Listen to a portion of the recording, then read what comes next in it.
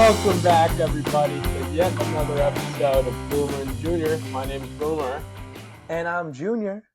It is so good to be back, folks. We got another week of crazy football, a lot of cool basketball that's been happening, and it's been really nice to come out of the holidays and right back into college sports. Zachy boy, how was the holiday? What did you get up to? How are things for you over the break? Yeah, it was good. Spent New Year's at home with the family. Girlfriend came over to all the way to the Midwest to visit the family, so that was good. Got her to meet everybody, which was really nice, and had a great time watching some football. Yeah, but glad to be back in San Diego now, though. It was quite cold over there, and when I got back first day, I went surfing in the morning, so pretty electric. You're telling me it's cold in South Bend when it's in late December? No. I'm not gonna lie, I'd kill for some surfing right now. I would genuinely kill for some surfing. Very jealous. Dude, my break was good. I finally got some time off from work, which was fun. Got to take a lot of naps. Consume a few too many Guinnesses, one might say, over the week, which is never a problem in my eyes. But watched some really good football, which was really fun. Got to spend some time with some family and some friends, which I always will not complain about.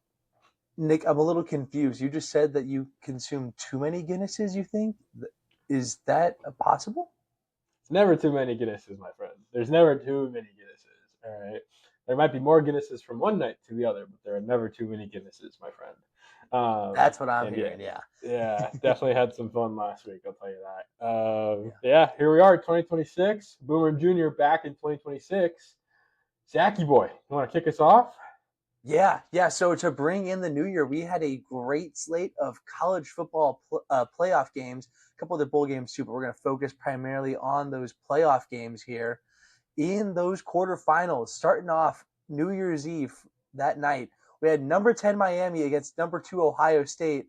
And Nick, the Hurricanes won by double digits. Yeah.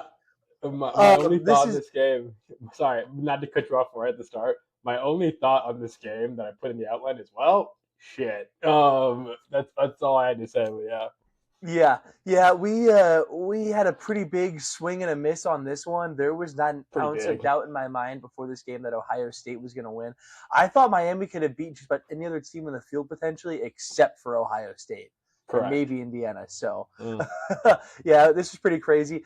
It's funny you say that, Nick, because my girlfriend's dad actually texted me, I think yesterday, that our last episode came up.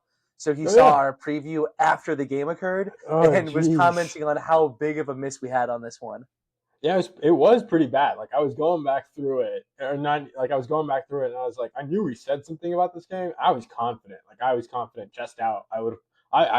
I'm not a betting man, and I don't endorse betting. Let me put that out there, at least for the listeners on this pod. But I was willing. I would have put money down on this game, and I would have put money down on Ohio State to absolutely demolish Miami. But holy Carson Beck, dude, what the heck? Yeah, the man that we've been bashing all year long comes through big. Carson Beck, I will say, he did have, obviously a good enough day for his team to win. Yeah. That said, it still wasn't like, a crazy stellar performance, but his team didn't need that though, right? Something big, honestly, play of the game for sure was that interception in Miami territory. Ohio State was marching on the field. Probably going to get at least a field goal on that series. And said, screen pass, perfectly read by the Miami defense, picked off in stride, take it the other way for 6. 10-point swing that ended up being the difference in the game.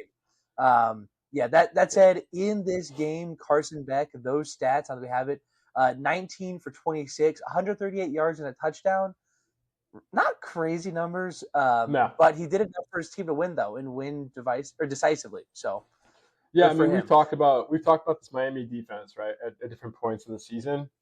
They were the difference makers in this game, quite frankly. Julian Sain had no say in any of the calls that were being made. I love that Zach. Mailed tips for that one. Dude, Sain's a freshman quarterback. He's had a great year. You can make a huge argument that a lot of the success they had this year was just that juggernaut of an offense they've got, that offensive system they've got. elite wide receivers, all right? Elite wide receivers. An amazing tight end in Max Clare, right? Former Purdue tight end. Having said that, there were some comments made after the game of if you put in an average quarterback in for Julian Sain this year, they could have probably done the exact same thing. I think that's a stretch.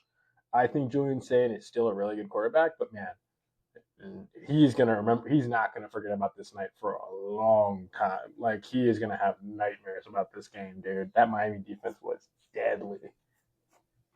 Yeah. Yeah, absolutely. Yeah, it was. Yeah, like we said, it was hard to see this coming. I think this is really a testament to Mm-hmm. Miami defense, like you said. I think Sain's got a bright future ahead of him. I think he's a Totally. redshirt freshman, so he's got at least one more year in college. Obviously, got the invite to New York this past year. Yeah, dude. We'll see what his future holds. Yeah, I think he's got a bright future in Columbus. I think for sure. Absolutely. Moving into our next game, we're officially into 2026. We got a slate of 3 bowl games. Kicking off with the Orange Bowl, we had Oregon, number 5 Oregon, going in to play number 4 Texas Tech in Miami. And my first note on this game was, God damn it, we got this one wrong too. I started cracking up. I read that you had that note listed. That was so good. We're starting off. We had some massive failures on these I remember games. watching these. I remember watching these games last week, thinking, "Man, me and Zach really whiffed last week." Like, I remember watching this. I was like, "Oh boy, we." I was this close to making a TikTok about how goofy we looked, but I'll save that for another time. Yeah, my only thought was, "Gosh darn it, we got this one wrong too." It's like I'm screaming, like, where was Texas Tech's team? Like where like both sides of this ball, dude. Like nothing offensively, clearly. Like shutting. I never thought. I thought Oregon had the edge on them slightly. I think. I mean, we raised some questions last week of like what Oregon team's going to come out to play, and I think they showed out. At least Oregon's defense definitely showed out. I mean, let me be more specific. But yeah, I mean, dude, Texas Tech, it looked like nobody was out there. It was a ghost town. I'm calling this one the game of not no touchdowns, but like only interceptions for the quarterbacks. Baron Morton threw 2 picks, and Dante Moore threw a pick of his own. Like neither of these quarterbacks had touchdowns for like passing touchdowns. And quick little note: Brandon Finney Jr. off of Oregon picked up both of Morton's interceptions. It was I didn't know that. And that was pretty cool to read. Yeah, I think the big difference maker in this game, the guy that really made it happen for them outside their field goal kicker was Jordan Davison of the Ducks.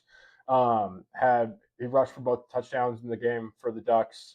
That's a long way to travel for Oregon, coming out from Eugene all the way out to Miami, and they're gonna have to travel all the way back out again for the Peach Bowl, foreshadowing. But I mean, looked like the travel did no wear or tear on them, and so yeah, so there's some really good guys on that Texas Tech team that it sucks to see them bow out, like Baron Morton and I forget the guy's name of the linebacker, last name Gonzalez, I think. But it's tough year. But I mean, yeah, go Ducks. Great game. Good job for these guys. Yeah, I want to touch back. You mentioned the 2 picks for Baron Morton, who was supposed to be back fully healthy, finally out of a brace and everything. And yeah, that was a part of 4 total turnovers that the Texas Tech team had, which I would have expected that being the other way, that Texas Tech would have forced 4 turnovers on against Oregon with how much everybody's talking about how great this Texas Tech defense is. Rough outing for the Big 12 in the college football playoff. Tough. This was pretty unfortunate to see for the conference. Uh, Tough. yeah. Obviously, Miami proved their case to be in ahead of BYU at the minimum, so that was very clear from the get-go there. I Yeah. will say, with that, I guess being said on Texas Tech defense, the last touchdown for Oregon did come in the last like couple of minutes of the game. So it was really more of like a 16-0 for the most part. But that's still no excuses though for the Texas Tech offense getting blanked in the playoffs. You just can't have that happen. It's Dude, I one was thing if shocked. Oregon is being Oregon and boat races you for 40, but you can't not score offensively in this game. I mean, yeah, Texas Tech was one of the highest power offenses in college football this year.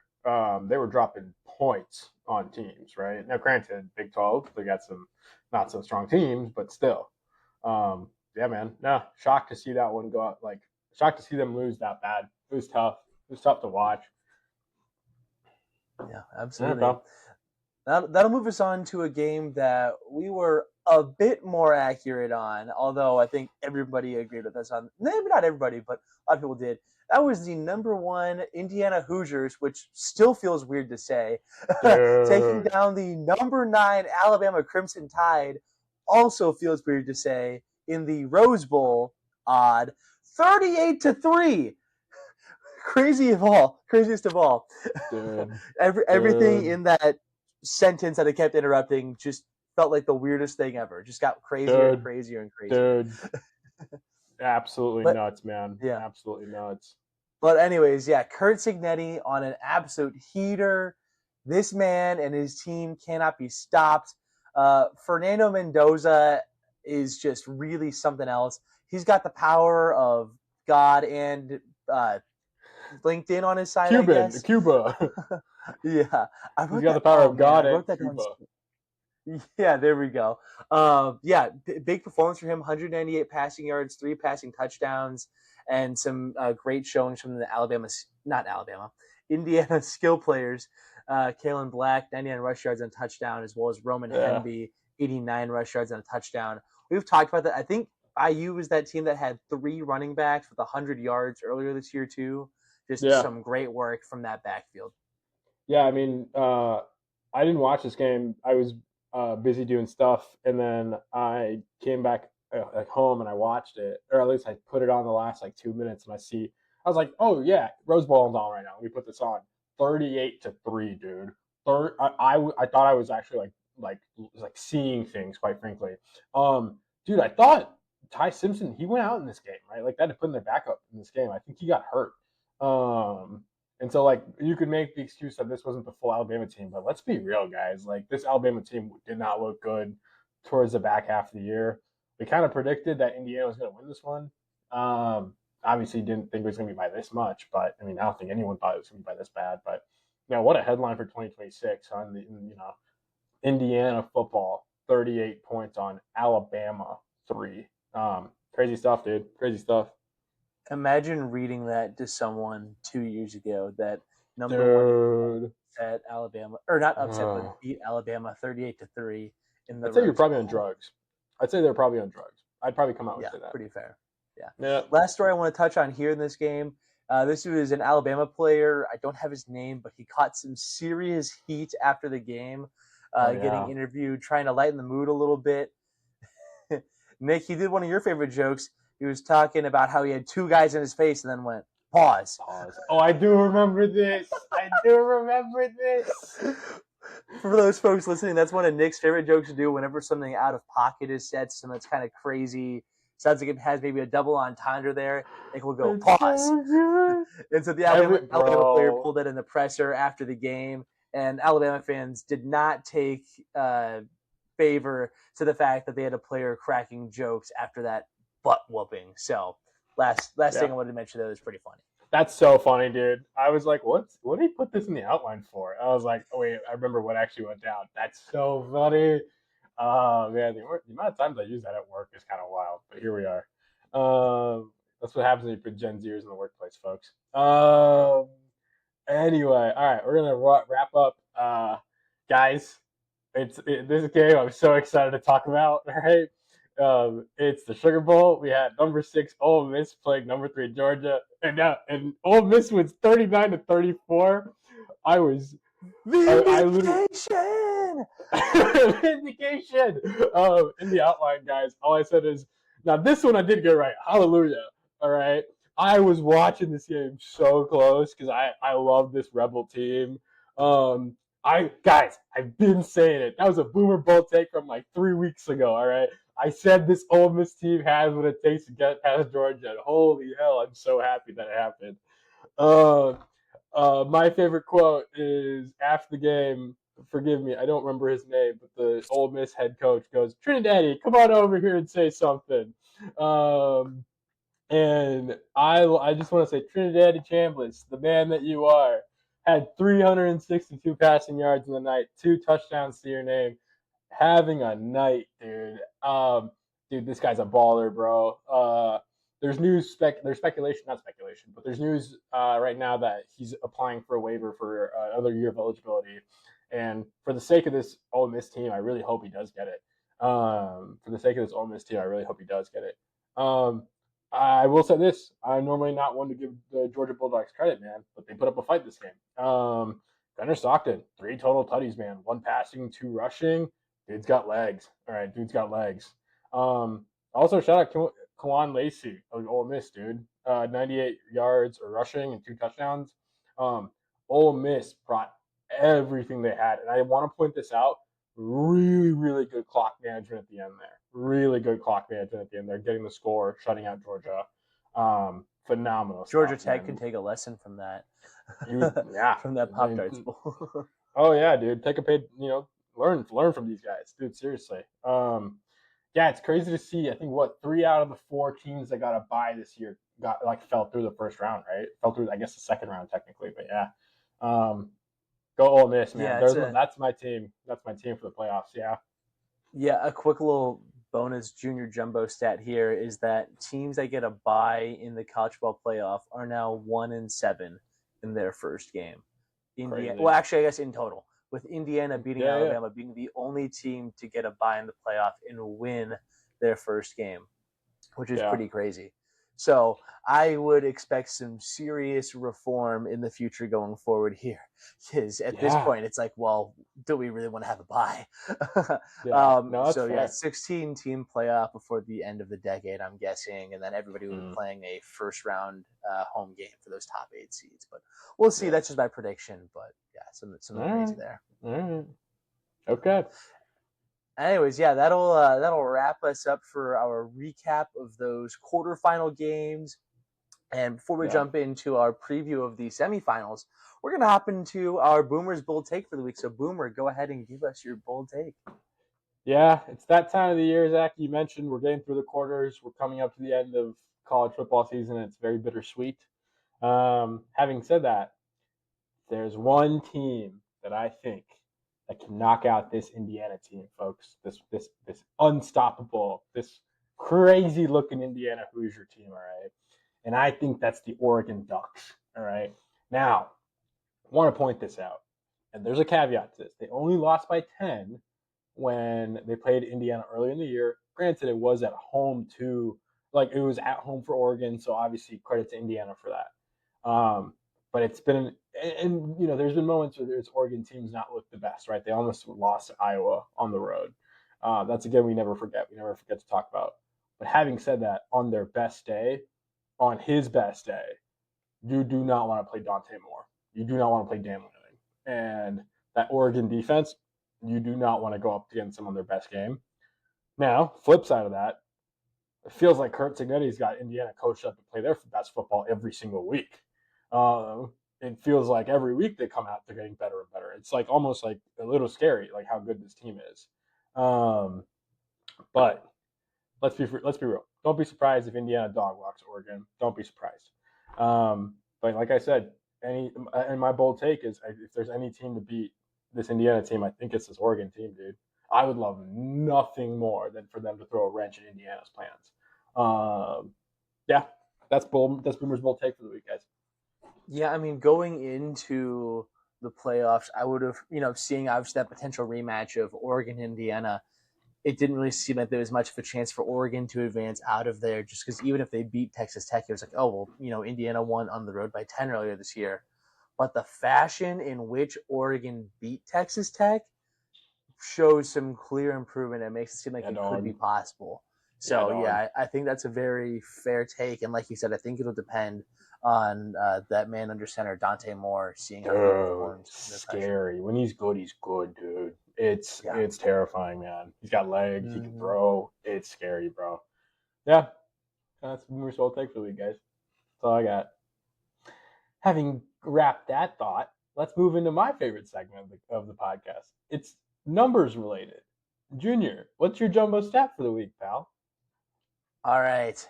This stat is the best stat of all because it makes fun of the SEC. I'm joking. Yeah. It does make fun of the SEC, but just a little jab there. That's that the SEC is 4-9 in bowl games or 2-7 against power conference opponents in bowl games this season, including the CFP, like those first round Womp games. womp. And with that said, the only 2 power conference wins that the SEC has were against other SEC opponents, that being Alabama over Oklahoma in the first round of the playoffs Yeah. and Ole Miss over Georgia in the quarterfinals just now. So the SEC hasn't beat a power conference opponent, like another conference, in this year's postseason, which is crazy to me. You can blame this somewhat on maybe some opt-outs and things like that. However, that doesn't explain, Vanderbilt playing with Diego Pavia, number 14 or whatever, Vandy, 10-2, getting beat by Iowa, 8-4 Iowa, barely ranked. Right. Yeah. I mean, the fact that Iowa put up I don't remember how many, it was like 30 plus points or whatever on your defense. You're trash. You're Bad. trash, dude. Bad. So Diego Pavia, I think this is pretty crazy. Obviously, Ole Miss could rectify all of this by winning the national championship, but if Ole Miss gets smoked, little Zach's zealous take here or whatever is that the SEC is officially the worst power conference in football by not other power conferences. Oh, we're about to get some smoke. I love that. That may be saying something with the Big 12 performance, but I'm sticking with it. Hey, it's crazy what happens when all the other conferences can also pay their players, man. It's crazy what happens, huh? And you don't have to do it illegally. Shout out Shane Gillis for that one. We love Alabama Jones in this house.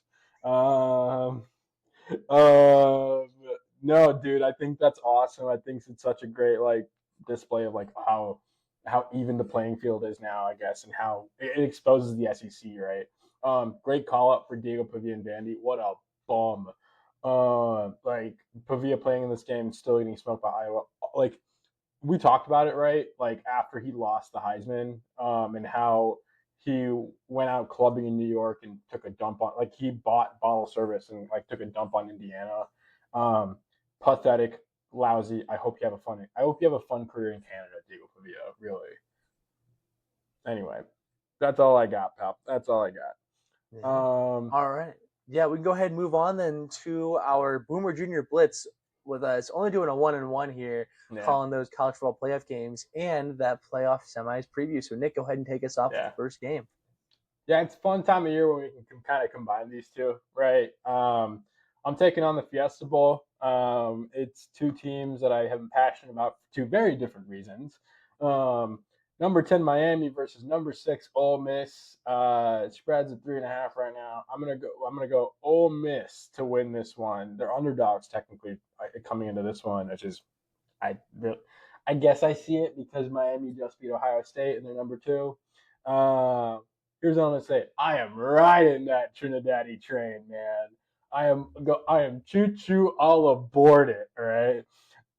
As I always say, F Carson Beck always, all right? Always and forever, F Carson Beck and that fake-ass mofo. All right.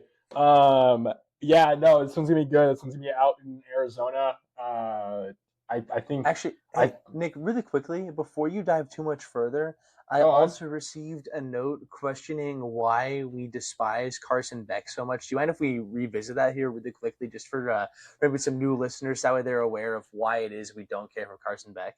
Oh, I'd love to. So much. There's so much, all right? So we call it, I'm going to kick this off. We call it the Stetson Bennett syndrome, all right? Not to kick things off. I will start with that. I will let you take it, and I have something to finish up with. But yes. Yeah, so Stetson Bennett syndrome, which, Stetson Bennett, legendary Georgia quarterback, played greater than them, won a Natty and everything. However, has kind of flamed out since. It never really seemed like he was that talented in the first place. Kind of more so a product of the environment around him. Again, obviously he's a better quarterback than 99% plus of people in the world. But in terms of people at the collegiate level, it's kind of and it's kind of a diss to him, but it's really also a compliment to Kirby Smart, the system he's created and the players he puts around the quarterback. Ridiculous. But we do call it the Stetson Bennett syndrome, though, in terms of an average at best quarterback playing, really well in that system. Winning national championships, yeah. Absolutely. And then also, Nick, did you want to get into some of his post-game comments, or do you want me to dive into that? You can take that. I will. You can happily take that. I'm not a Yeah. fan of it, but the Jabroni's being paid $4 million in NIL money this year. All right, let's not forget how he's scamming college athletics. He's granted Miami doesn't have a need for the money. Don't get me wrong. Having said that, you're making $4 million and you're like, okay, all right. That's my other thing too. He's absolutely scamming college football. I think he's getting ahead on alimony checks he's going to owe to whichever Cavender twin he's dating. Or cheated on, actually. But yes, go on. And then, lastly, Carson Beck, as if all of this wasn't bad enough as is. This is all, kind of like neutralish, not necessarily kind of like lukewarm takes. The real kind of damning thing for him is in post-game pressers this year in particular. I haven't seen much about previous years, but has time after time thrown teammates and coaches under the bus. Right? He was quoted earlier this year saying, "I'm just writing the plays that are called." When questioned about the play calling in games that led to them losing to, I think it was Louisville, and the tone in which he said it and some other stuff he said indicate was kind of trying to throw shade at the coaching staff, made some other disparaging comments about teammates. Does not seem like a great team player. So, anyways, that's kind of what our case against Carson Beck. We're not a fan of him. I'm sure he's not the worst guy on the planet, but he is far from the best. So, anyways, continue with your Fiesta Bowl preview. Thank you for that quick tangent there. Happy to. Oh my God, I'd love it. We could do a whole podcast episode on how much I hate Carson Beck. I'd be happy to do that. I'd be happy to produce that. Oh my God. Fiesta Bowl is happening on January 8th this week, folks. Out in Arizona. I am so on board this Ole Miss hype train. It's not even funny. To have them be wrong the way they did by Lane Kiffin, the snake that he is, to then watch this team go all the way down to the semifinals. This is their best shot of making it to the Natty. This is their best shot. But yeah, no, go Rebels, man. I want Trindidaddy Chambliss to do something magical here, dude. Yeah. I think there's a good chance neither team breaks 30 in this one. I do believe in Miami's defense. However, if you look at their scores in the past game, 24-14 and 7 of those points being defensive. I don't think Miami's offense is going to quite be able to keep up with Ole Miss's, but those stout defenses on both ends are going to kind of muck things up a bit. So I think Ole Miss probably wins a relatively low-scoring one. Guy can hope. And then for our other semifinal game, we got the Peach Bowl featuring those two Big Ten squads, the number 5 Oregon Ducks and the number 1 Indiana Hoosiers. Indiana favored yet again by 3.5 points in this game. And what I will say about this is death taxes Cignetti. Kurt Cignetti is inevitable. He is him. He has been him. He will be him. Fernando Mendoza has the power. Some people have the power of God and anime on their side. He has the power of God and LinkedIn on his side. Bro posting on there about his Heisman Trophy going in at IU and everything, which is crazy. That's such a flex. I saw he posted. He went to a church with his Heisman Trophy and took a photo shoot with a bunch of priests. This dude is bound to win. It is crazy. Hoosiers by 100. Not actually, but I expect Indiana to win by double digits again in this one. I think Oregon's going to play a great game, but I think with history in the making in IU's sights in this game, they are going to give it everything they've got and come out with a big win over the Ducks. Look, we're a couple of jabronis that work in corporate America, so LinkedIn's a decent part of our world, all right? Can you imagine what if you won the Heisman and you go on to say, this is how I will lead businesses someday? Because if I can lead a team down to score touchdowns, I can lead your company down to win millions of dollars. I don't know. Oh, my God, that's the funniest thing. I don't like Indiana, but that's hilarious. The ironic thing with that was the crowning jewel upon the season which guaranteed he will never have to work in corporate America and therefore need a LinkedIn ever again. Right? You know what I mean? Like that's the whole ironic piece of that. So anyways, continue. You never know. Yeah, no, I think this one's going to be a fun one to watch. It's going to be interesting. Oregon's going to have to bring 130% in this game, in my opinion. 100% isn't going to do. I don't it's not going to. Indiana's going to bring the house, dude. I'd be shocked. I'd be shocked if Indiana dropped the ball in this one. It just seems like, I mean, I know my bold take with Oregon does have the power to do it. They do. But I just don't know if Oregon would Signetti the way he's been looking in games this year, dude. Like, you can't shake this man. And Mendoza, I've been a somewhat critic of his this year. I mean, I stopped being a critic towards the back half there when I knew, like, okay, he was legit. Just keeps getting better and better, man. Especially the right time of year when you want to keep getting better. And dude, they've got a backup Mendoza. Like, that's the crazy part. They got Alberto just in the wings, dude. God forbid anything happens to Fernando. They just got a backup Mendoza, bro. Like, oh my god. Yeah, should be a fun one. This one's out in Georgia. Yeah, Mercedes-Benz Stadium in Atlanta. Should be a good one. All right. Absolutely. We just talked a bunch of football, guys. It's my favorite sport. I love to yap about it. But let's talk about my next favorite sport. We're gonna go into this week's college basketball recap. Zach, you boy, kick us off, pal. Yeah, Nick's talking about the game I don't want to talk about, and that's Michigan, the number 2 Wolverines, cruising to yet another 30-plus point victory over an AP ranked opponent, the number 24 USC Trojans, 96-66.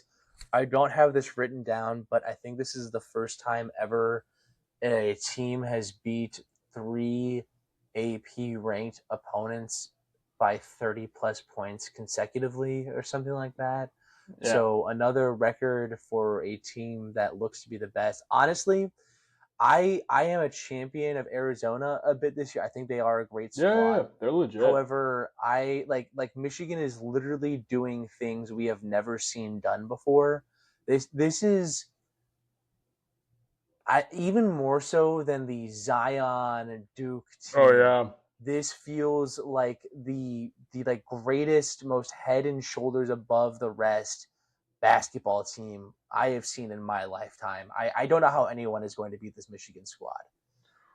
With the exception of the Penn State Nittany Lions, who played them tonight as of our recording.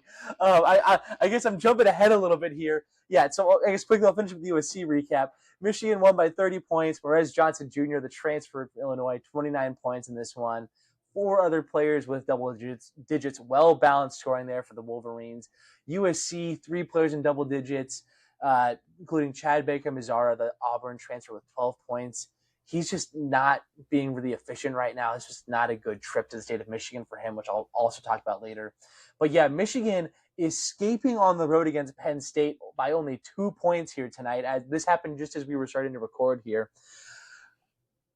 Yeah, I think Dusty May's going to be fine. You know, you're going to have these types of tough, close games in the Big Ten, no matter how good you are. The fact that they came out on top still says a lot about them. It's close. Yeah. It was close, man. I'm speaking about the Penn State game here. I just watched the last minute, like the last 15 seconds of that. Michigan goes up by 2 off of a one made free throw, and then Penn State had the chance to tie / take the lead with a 3. Misses it, and I mean, this Penn State team is a nobody team. No offense to my brother, but yeah, this team is a nobody team in basketball at least, and so. I mean, they almost did it to the number 2 team in the country at home, and so not at home, but in Happy Valley. Yeah, and this USC team too. I think, yeah, I mean, to lose by 30 is crazy. We talked a little bit about how this team might be a little fraudulent. In the world we're going to get a lot more into the USC fraud stuff here in a little bit about the Michigan State USC game. Yeah, no, it's valid. But yeah, man, I don't really have any more thoughts. But yeah. Cool. We're going to keep boogieing on.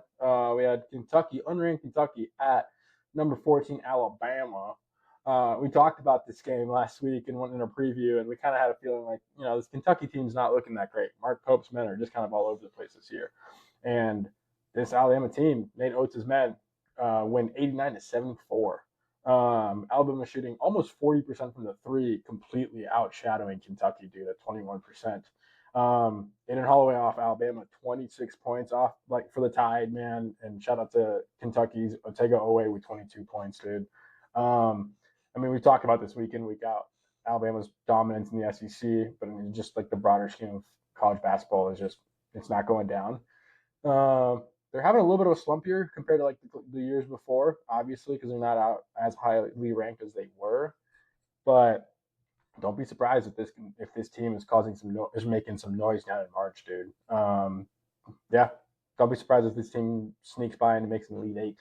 That's what I'm thinking. But yeah, Alabama could rise back up. However, I feel like this feels sort of like regressing to the mean for them. yeah. I was blown away, and I mean, Nate Oates is a great coach. Don't get me wrong. Great coach. Alabama was blowing me away the past couple of seasons, but it felt overperforming a bit. Like it didn't.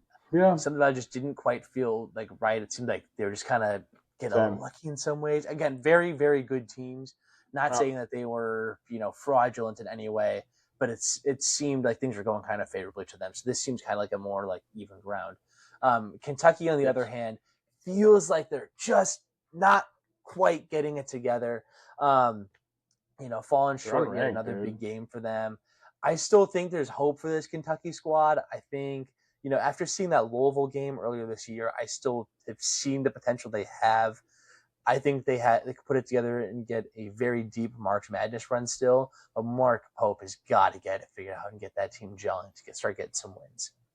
Yeah, pal. No, I think I like your point on the Alabama thing. It's something I've been thinking about as well. It's like they've looked good the last few years, but it's like, is this legit? Is this actually what's going on? Are they just a little bit on the lucky side? Yeah. I felt the same way about Villanova, and they ended up winning a national championship. And I felt the same way about Gonzaga, and they almost fell off. Maybe not quite. We'll talk about that more in a little bit here. Yeah. Yeah. Moving on to our next game, and that's going to be the Michigan State Spartans. We're talking about a couple games here. First of all, was their loss on the road at the time, number 13, Nebraska. Cornhuskers winning 58-56 in that one. Nebraska ball now 15-0 for the first time in program history. And it's their first top 10 ranking since February 1966. Wow. Big time stuff for Cornhuskers there. Rink Mass with 19 points. Went unconscious from 3 in the first half. I think he finished the half like 5 for 6 or 5 for 7 from 3. Crazy. Very impressive. A lot of threes got shot in this game on both ends. And I was a little surprised looking back at the box score. The percentages weren't too high. I think they were both like mid, low 30s for both teams. But it felt like there were more threes made than that. So I guess, it was a pretty low-scoring game. Obviously, both teams under 60. Credit to Fred Hoiberg in Nebraska. Good win at home. Biggest win in Nebraska basketball history, arguably. Which I don't mean as like a diss. It's just like, big time stuff for them. Like, good for them. That's awesome. Michigan State, on the other hand, did play this game without starting guard Divine Ugochukwu. So that's something kind of note that led to Denim Wojcik getting some extra minutes at the point guard spot. Sorry, time out. My favorite thing about Zach, guys, is him pronouncing names, him having a hard time pronouncing names, but unless it's a Michigan State player, rolls off the tongue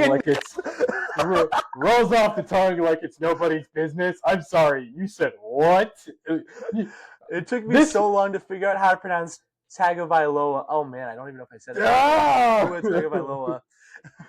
But Divine Ugochukwu, I got it on lock.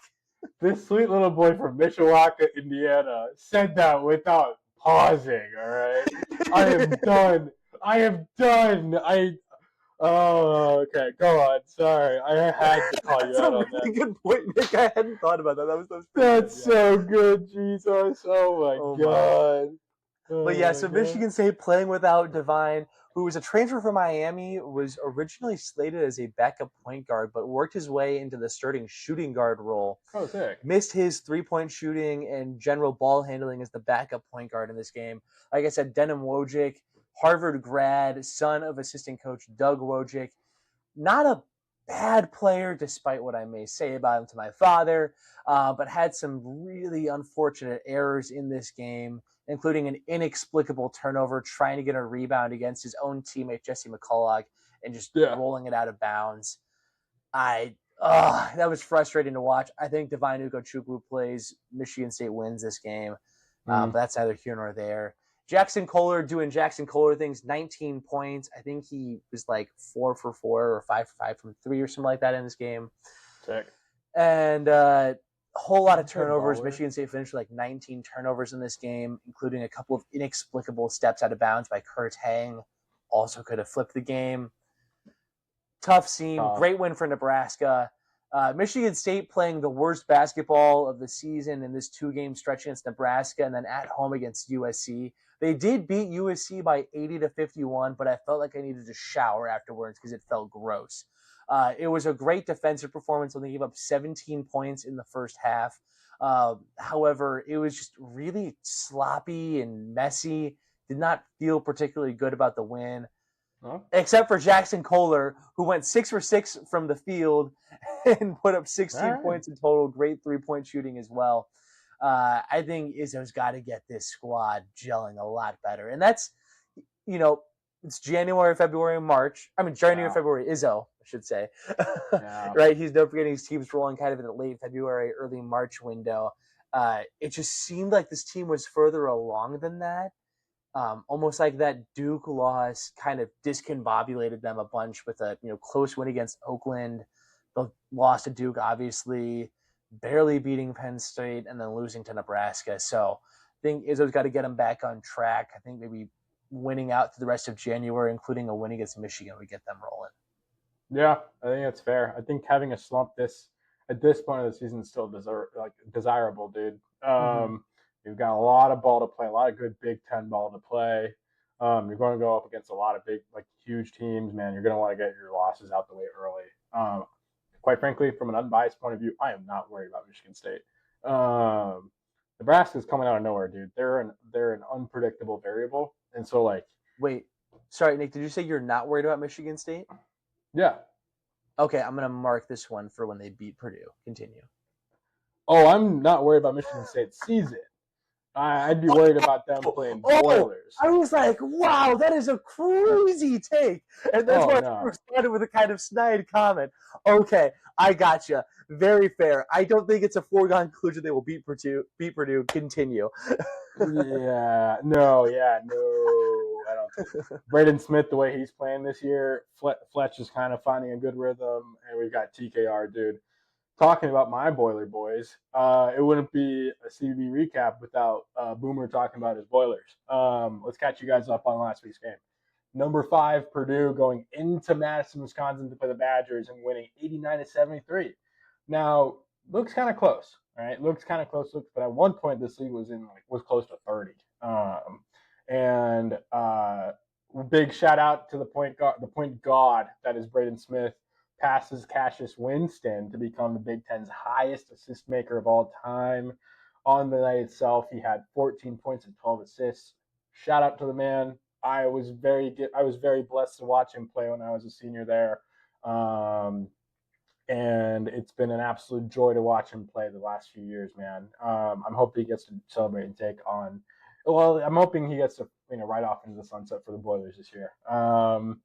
Let's get into the game, shall we? Purdue, a couple of big guys to shout out. We had Fletcher Lawyer. I've probably been the biggest critic of Fletcher Lawyer because I know how good he can be on his best night. Massive, and I've been a bigger critic of his because on the road he tends to fail. He tends to shrivel up a little bit. 20 points for Lawyer on the night against the Badgers, man. Another big name to shout out is Oscar Clough. I've been kind of on the fence for this guy because he transferred in. 12 points and 11 rebounds on the night for the center. All right, big stuff. Wisconsin fighting back in the end, kind of like I mentioned it, right? A guy that I pointed out last week in preview was Nick Boyd. Man, he had 24 points for the Badgers this week, and really was a threat. In the paint. Quick shout out, Noah Winter for the Badgers had 18 points and 10 rebounds, man. These are guys that are glue guys is what you call them, right? They keep the team going.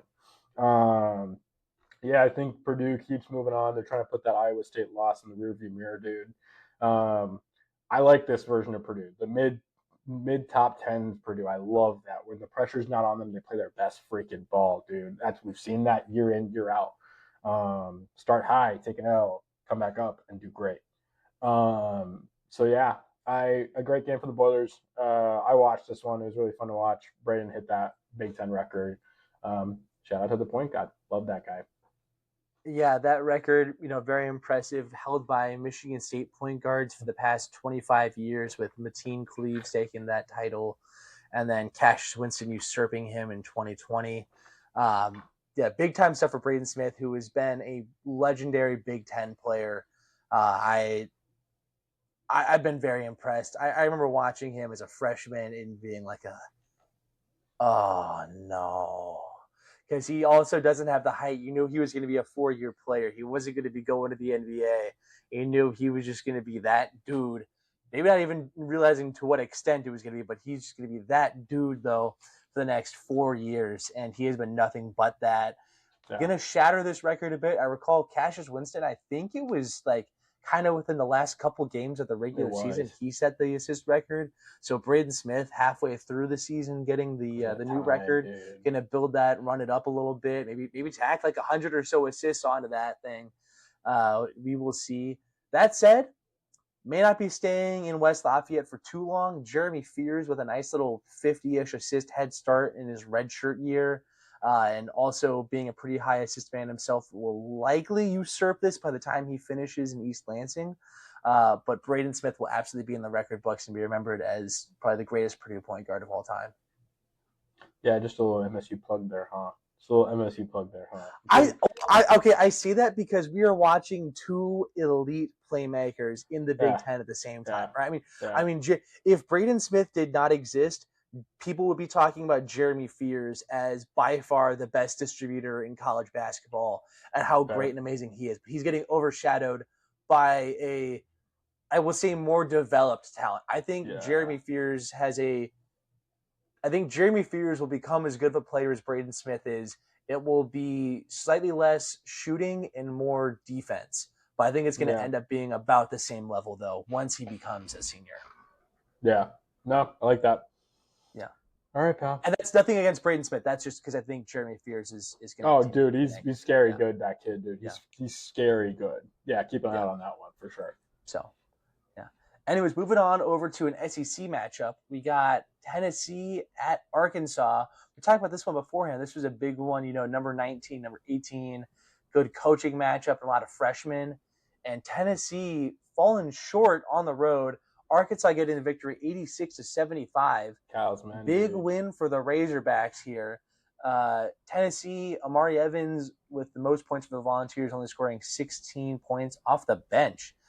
Nate Ament, Tennessee star freshman, fell kind of a little underwhelming in this one, only 13 points. Yeah. Meanwhile, Arkansas, Darius Acuff Jr. with 29 points. Whoo, baby, that's a big one. And also Malik Thomas, fellow future likely first-round draft pick with 18 points off the bench. Big stuff for John Calipari's squad and good early SEC win for them. Yeah, man. I had a feeling Arkansas had it in them to do this. I'm glad that they actually went out and executed. Never doubt a Calipari team, dude. Doesn't matter who he's coaching. Never doubt a Calipari team. Darius Acuff Jr., dude, shout out, almost 30 points for the Razorbacks, bro. Get out of town, man. Unbelievable. Keeping it in SEC world, this game just wrapped, folks. As of the time of this recording, I think this wrapped probably an hour ago. Georgia, number 18 ranked Georgia, falling to unranked Florida, 77-92. Guys, bad week to be a Bulldog fan. Golly. Dropping out of the playoffs in football and then taking an L when you're ranked to Florida, unranked Florida. Oof. Two guys to call out in this game, dude. Alex Condon and Thomas Howe. You dogs, 21 points each. Was it Howe or Howe? Am I saying this right? I think it's like Hawk. Howe. Nice. All right. Howe with 12 rebounds. Crazy numbers putting up by both these dudes. These Bulldogs are going to fall out, they might fall out of the top 25, quite frankly. And something we talked about, Zach, is this Bulldog team legit? I think they're a little fraudulent, I'm not going to lie. But, yeah, I never thought of Georgia basketball being any decent. But, yeah, that's just my take. Yeah, I think this is a combination of things. This is a Georgia team that's had a pretty weak strength of schedule so far, getting exposed for having a weak strength of schedule. Maybe those, record maybe not showing as good as the team actually is. Meanwhile, Florida, played a lot of tough opponents, maybe kind of rough getting things going after finishing the season so well with a national championship last year, but actually being a pretty good team. I don't think anybody in the country wants to play Florida. I think they're a really good squad who can beat just about anyone if they're at the top of their game. Yeah, And I think this was a big win for them to kind of right the ship, get a top 25 victory early on in dude. SEC play, and get things moving forward for them. Yeah, who would have thought Florida would be unranked after last year, dude? Who would have thought? Yeah, Crazy fall from grace, dude. Um, indeed. yeah, I think trouble in Athens, dude. They had some ship correcting to do. All right, we're gonna keep it in basketball world, but we're gonna take a look into the future. We got CBB preview coming up. I'm gonna kick us off with my favorite team in college basketball. It's my Purdue Boilers. Who would have thunk? We got the Washington Huskies make the long trip down to West Lafayette, Indiana this upcoming week. Hayden Steinbach dropping almost 19 points a game, dude. This guy is scary. All right. And let's talk about this insane name lore for the Huskies. They got a dude on the team. His name is Zoom Diallo. This dude's name is Zoom. All right, like that might be one of the top 5 or top 10 craziest names I've ever seen in basketball or sports. Washington's got a dog in USC transfer Desmond Claude. He's been balling out this year, coming up from USC. Um, I think the question now at this point of the year is not that if Purdue can win games like this, but do they have what it takes to break back into the top 4? I did just talk about it. We like Purdue for like in that like middle ground of the top 10 rankings, just because that's how they perform best. But I kind of want to see them up in the top 4, maybe a number 2 or a number 3. Yeah, but because I think they've got the caliber for it. Right? I think that loss to Iowa State, while it was an ugly loss, um, I think they're a better team than what they're being shown for right now. Yeah, this is a game, being in Mackey Arena that Purdue has got to win. I mean, it Oh doesn't yeah, break their season if they lose it, but you just expect to win these types of games at home if you're a Boilermaker fan. yeah, dude. Yeah, big stuff. Go Boilers! I'll be Mm-hmm. watching this one. Mm-hmm. Speaking of highly ranked Big Ten squads hosting a solid unranked Big Ten squad in a home game, which they should definitely win. We got Northwestern playing at number 12, Michigan State. Yeah, Getting dude. weirdly specific there. I alluded to this a bit earlier, but Michigan State needs to get their crap together. This is the worst 2-game stretch of the season that I've seen with that loss at Nebraska, being really sloppy with the turnovers, which granted was a lot in credit due to Nebraska's stingy defense. But then against USC as well, just did not play well in that game. I felt like it was the worst I felt about a 29-point win ever, Yeah, which is I realize kind of a I little don't know if that's prestigious. arrogant as a Spartan fan that there's been that much success that I have lots of 29-point victories to look at, but Yeah, I was but gonna say, that's just the pal. facts of the matter there, though. That said, Northwestern and head coach Chris Collins have been known to give Michigan State issues for a while now. Now, a Yeah, lot of this was back when Boo Booey was with the team. Fortunately, he is gone, and I'm able to sleep again at night. But that said, this Northwestern squad's still good. Got Nick Martinelli there leading the charge for them, leading them in points.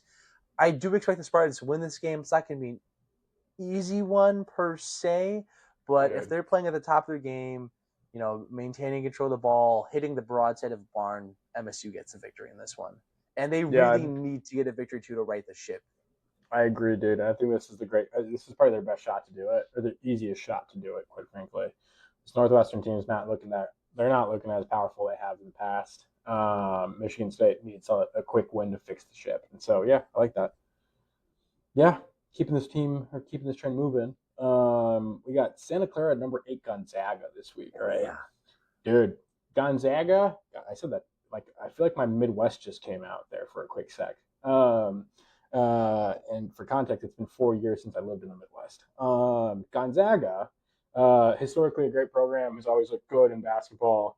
Not looking, they're looking good this year. Number 8. Zach, you look like you just saw a ghost. You just put me in an existential crisis. It's been 4 years since you lived in West Lafayette. Yeah, That pal. means it's been like 3 years since I've lived in West Lafayette. Sorry, pal. I hate to be Oh that my guy. gosh. Sorry. That really I'm threw me for a loop there. It's kind of nuts, big guy. I'm not gonna lie to you. It's kind of nuts. Yeah, no. Coming back to this, Gonzaga. I mean, coming back up this year. They're in the top 10, but they almost lost to Seattle University. Who exactly? Um, and don't shut out Santa Clara just yet. I mean, they've already beat Minnesota and Xavier this year. They can put up points, right? They can put up points. It's a road game now for them, so they got to go up the coast and play Gonzaga. But I'm expecting Gonzaga to win this one comfortably. I'm not gonna lie to you. It could be double digits, but it'd be a fun one to watch. Like I might keep a close eye on this one. This seems pretty fun.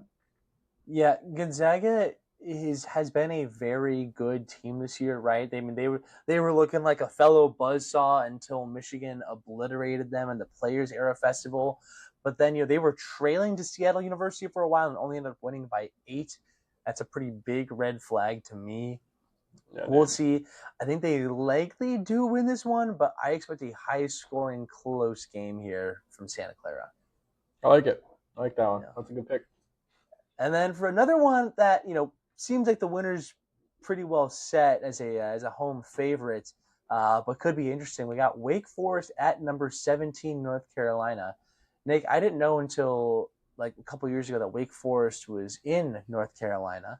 But Oh, so yeah, we had an in-state matchup there. I don't, oh. was that an O's and you didn't know that either, or that it was No, I embarrassing I did didn't know know that. that? I've Oh yeah, yeah, I've yeah. known that. That was a pretty rough one for me to not know until a couple years ago. Damn, son. Oh shit. Damn, son. Oh It shit. felt like it was like New Englandy sort of. I don't know, but Jesus anyways, Christ. um, yeah. So North Carolina, we got Seth Trimble back now. Played in 1 or 2 games already, I think. So North Carolina at full strength should win this game. Caleb Wilson, outstanding freshman phenom, going to get drafted in the top 10 in this year's NBA draft.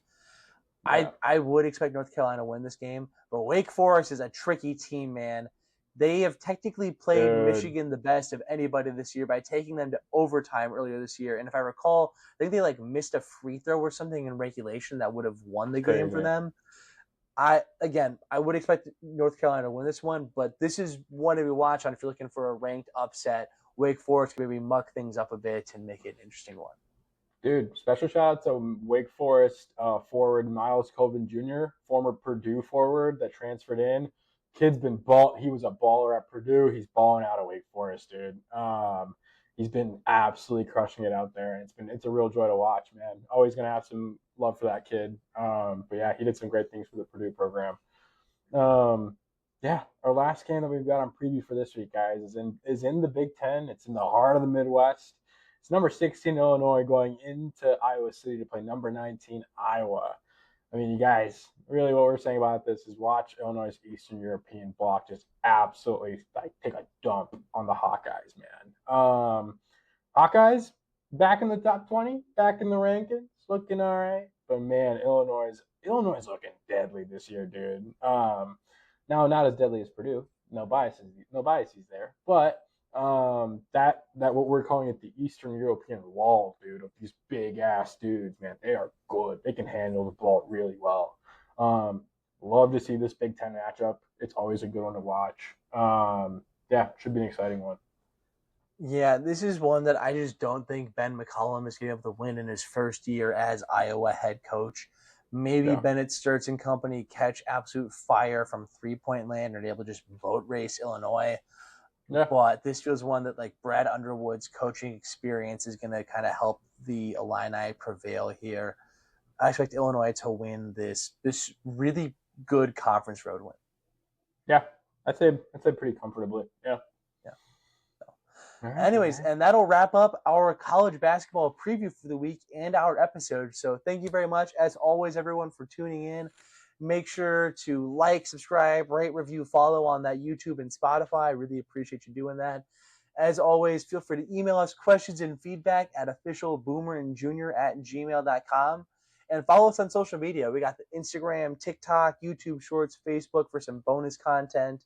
We got some fun rage baity stuff on the TikTok that leads to some funny action in the comments, and like So some good. good, insightful, like fun facts, good information and stuff So too. But good. it's a good blend of entertainment, controversial, funny, etc. on there. So make sure you So check all that good, out dude. So at good. Boomer and Junior on all platforms. So thank you Come so much check for us tuning out. in, and have a good week, everyone. Bye, everybody.